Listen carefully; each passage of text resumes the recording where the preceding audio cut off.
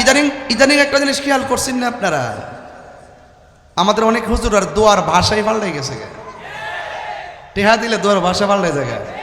আর অহন তো সুদের ওয়াজ করোই না মৌলবীরা, ওয়াজ করে ডরা ডরা ডরা, ওয়াজ করো না। সুদ যে হারাম এটা কি মোল্লার কথা না আল্লাহর কথা?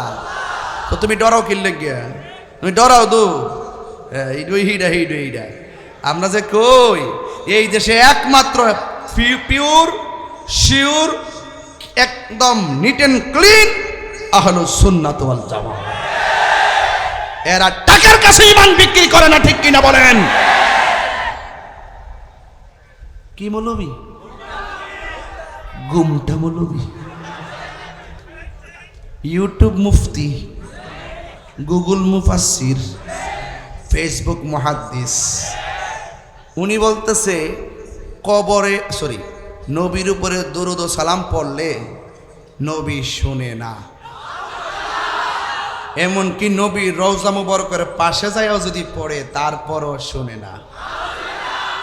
এরপর কি বলে জানেন? কবরের ভিতরে নবী আসার কোনো ক্ষমতা নাই।